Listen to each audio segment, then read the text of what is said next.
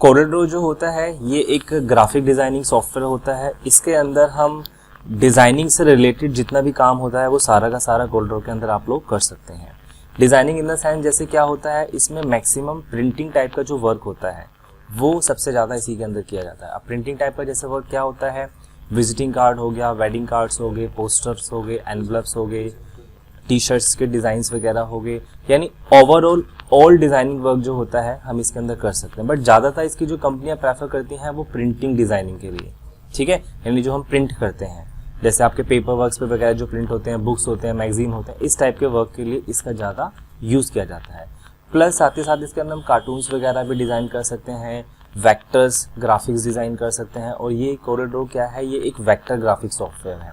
Vector का मतलब होता है कि हम इसके अंदर जो भी डिज़ाइंस बनाएंगे उसको कितना भी बड़ा कर लो, कितना भी छोटा कर लो, उसकी क्वालिटी ख़राब नहीं होगी। जबकि फोटोशॉप में क्या होता था, अगर आप 100% पे देख रहे हैं तो क्वालिटी ठीक आती है, लेकिन उसको 100 से जैसे ही बड़ा करते हैं, कंट्रोल प्लस करते हैं, तो क्या होता है, क्वालिटी वो पिक्सलेट होने लग जाती है। लेकिन इसमें ऐसा नहीं है, इसमें जो भी हम ग्राफिक्स बनाएंगे वो वेक्टर बेस है, यानी कि पिक्सल फ्री है, ठीक है। कितना भी बड़ा करो, कितना भी छोटा करो, क्वालिटी के अंदर कोई भी लॉस, नुकसान नहीं होने वाला है, ठीक है।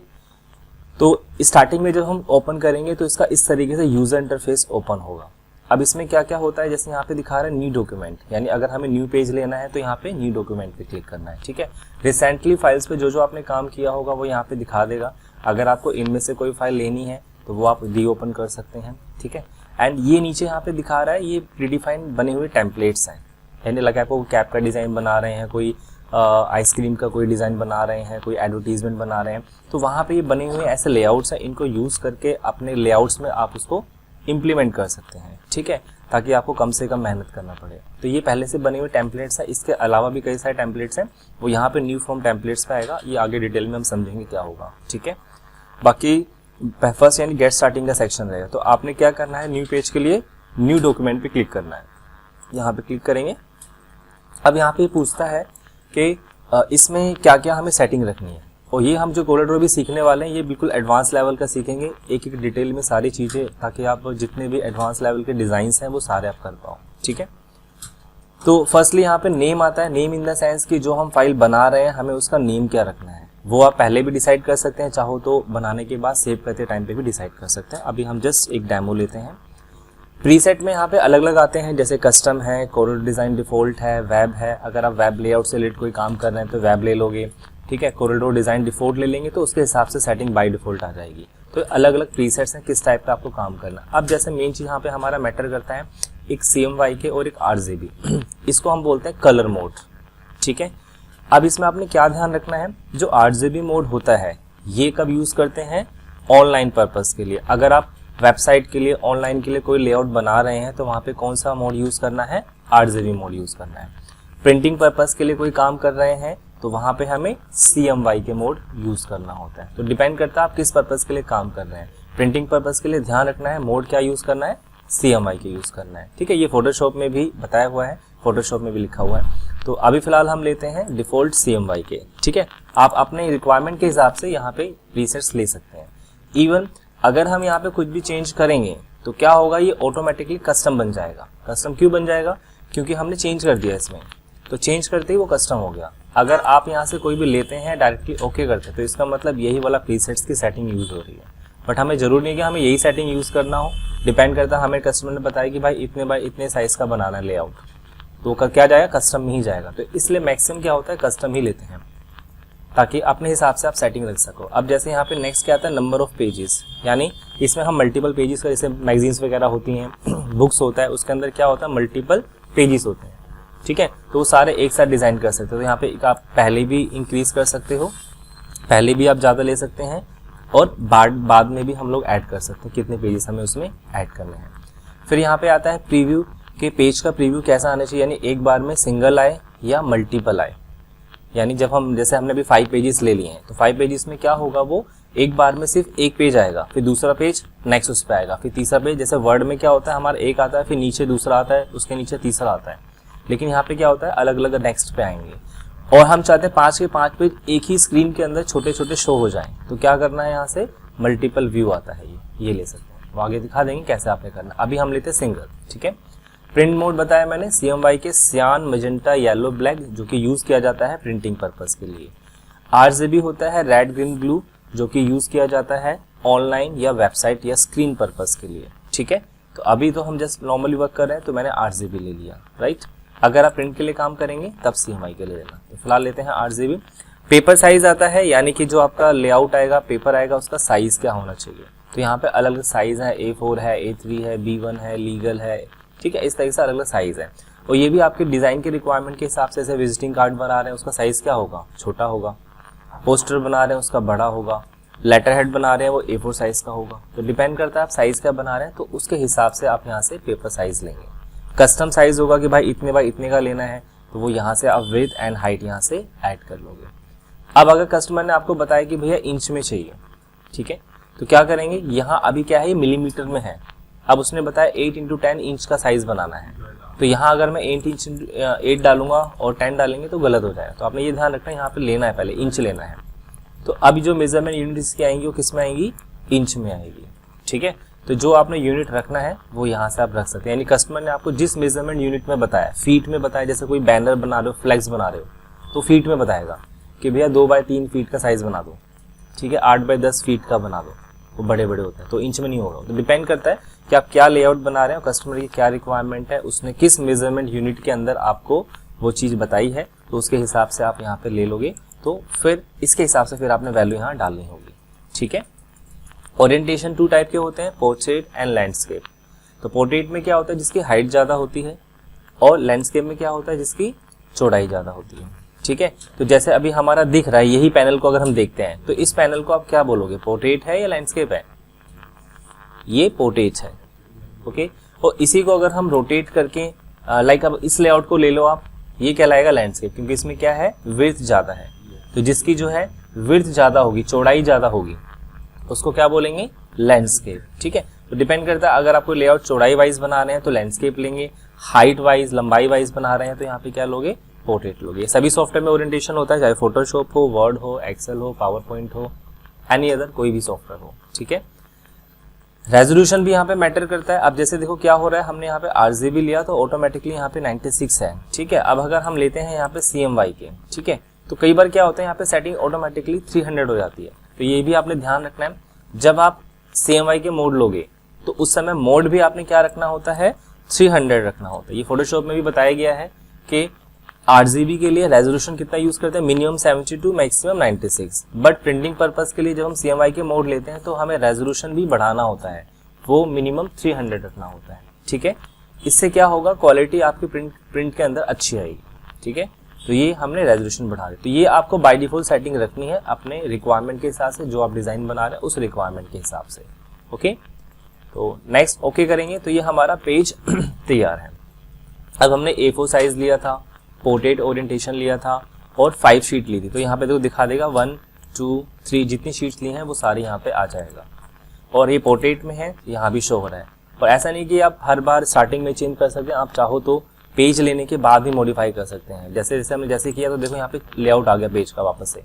तो अब यहाँ से ओरिएंट मतलब इसका चेंज कर सकते हैं, क्या साइज रखना है, विड्थ हाइट क्या रखनी है, ओरिएंटेशन क्या रखना है।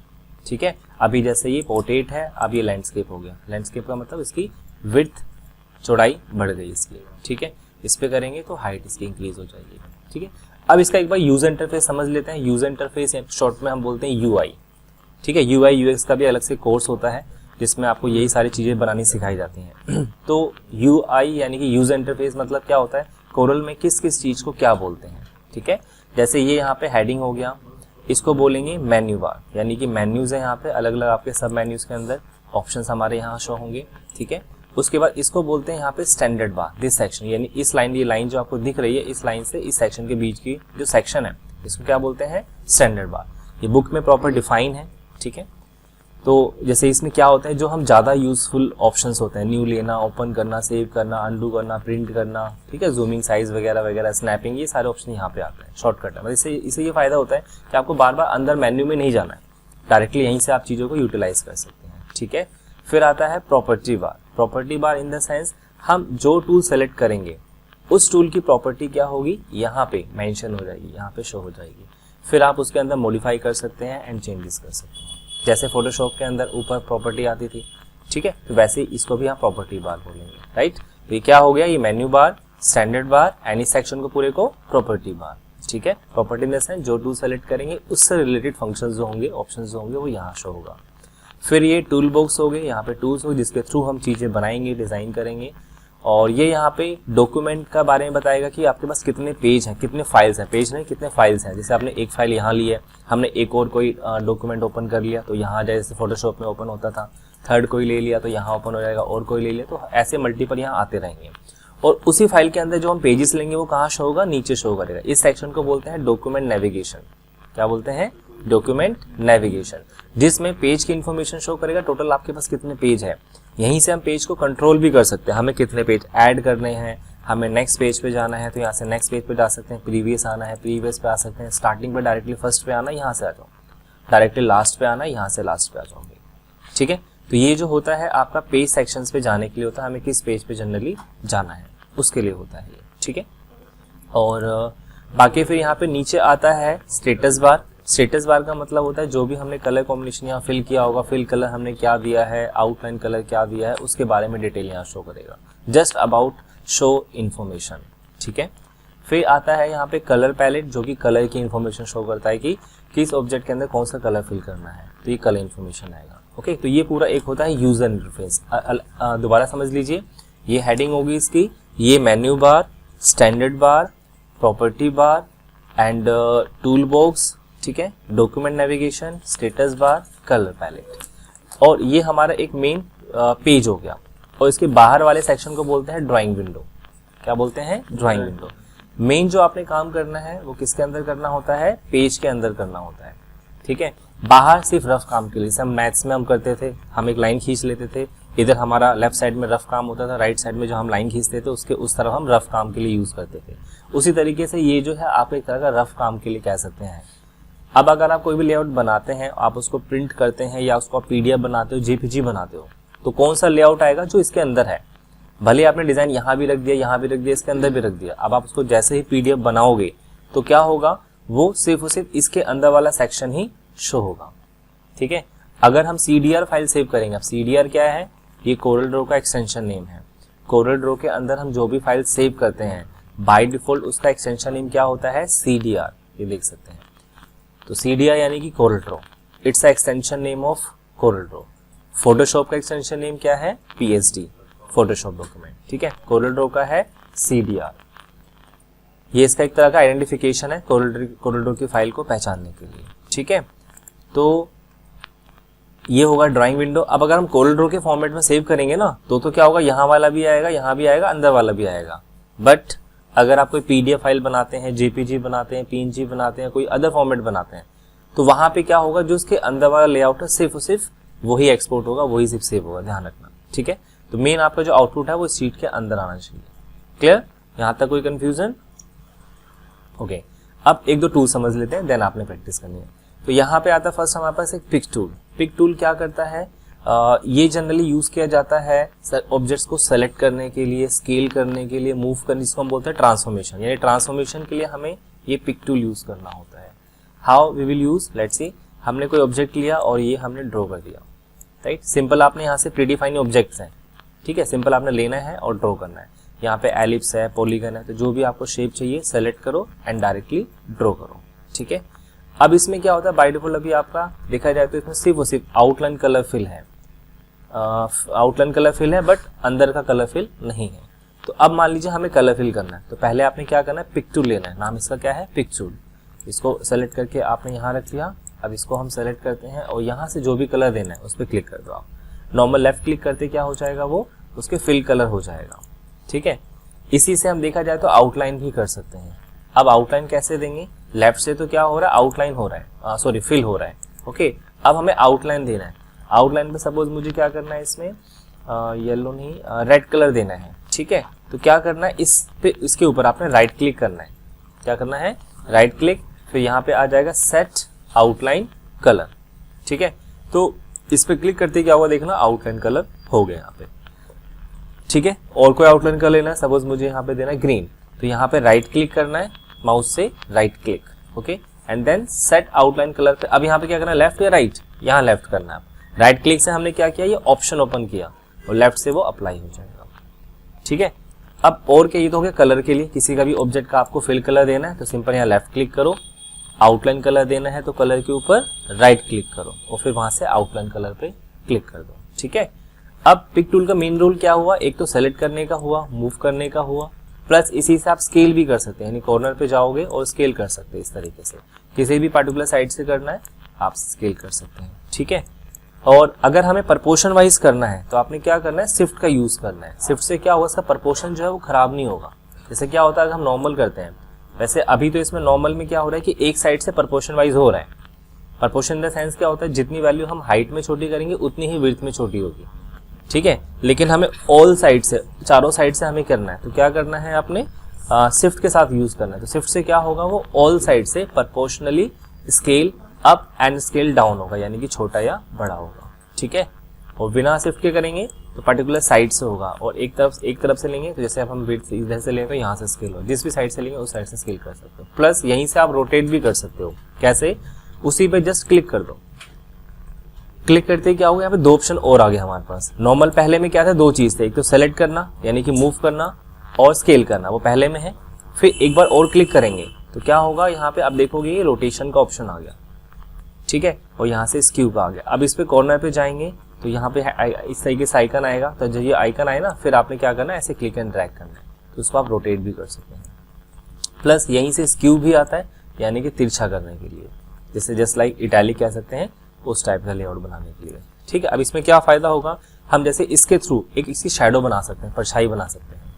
ठीक है, कैसे, देखो अभी जैसे हमने ये रखा, अब मैं क्या कर रहा हूँ, इसी पे हम कॉपी लेंगे। पहले तो इसकी कॉपी लेने के लिए क्या करना होता है, प्लस। ठीक है, प्लस करने से क्या होगा, कॉपी आएगा। तो प्लस कर दिया, इसकी क्या होगा, यहाँ पे देख सकते हैं कॉपी आ गई। ठीक है, तो प्लस करते ही उसके ऊपर ठीक कॉपी आ रहेगी। अब हम क्या कर रहे हैं, मैंने एक बार और क्लिक किया और स्क्यू टूल से मैंने इसको पीछे कर दिया इस तरीके से। ठीक है, और इसमें हमने फिल कर दिया black colour and outline colour मुझे हटाना है, आउटलाइन कलर यहाँ में नहीं देना है। तो यहाँ पे देख रहे होगे आप, ये नन ऑप्शन का क्रॉस वाला आ रहा है, तो इस पे हमें आउटलाइन हटानी है। तो क्या करना है, लेफ्ट करना है, राइट करना है, राइट करना है। तो इस पे राइट क्लिक करेंगे और सेट आउटलाइन कलर पे क्लिक कर दें तो आउटलाइन हट गया। लेकिन अब इसको हम पीछे भेज देंगे, पीछे भी भेजने का ऑप्शन होता है, right click, order, okay, right click, order, और यहां से लेना है आपको टू बैक ऑफ पेज, तो ऑटोमेटिकली उसके पीछे चला जाएगा। ठीक है, और नीचे करना है इसको, अगेन मैंने एक बार और क्लिक किया और यहां से मैंने स्क्यू कर लिया इसका। ठीक है, तो ये यानी स्क्यू तिरछा टाइप का करने के लिए आप दिखा सकते हैं, इसको फिर कहीं भी पोजिशनिंग करके रख सकते हो आप। ठीक है, ओके, तो ये था आपका पिक टूल, यानी कि सेलेक्ट करना, रोटेट करना। प्लस अब इसमें एक और फायदा है, जैसे अभी जब हम इसको रोटेट कर रहे हैं तो क्या हो रहा है कि वो सेंटर पॉइंट से रोटेट हो रहा है। अब हम इसका सेंटर पॉइंट भी चेंज कर सकते हैं। कैसे, इस सेंटर पॉइंट को उठा के हमने सपोज यहाँ रख दिया, अब देखो अगर मैं रोटेट करूंगा तो उस सेंटर पॉइंट के अकॉर्डिंगली वो रोटेट होगा। ठीक है, तो इसमें ये भी फायदा है कि आप सेंटर पॉइंट भी चेंज कर सकते हैं। ठीक है, चलिए तो आज के लिए इतना इनफ है, बाकी नेक्स्ट क्लास में सीखते हैं। ओके।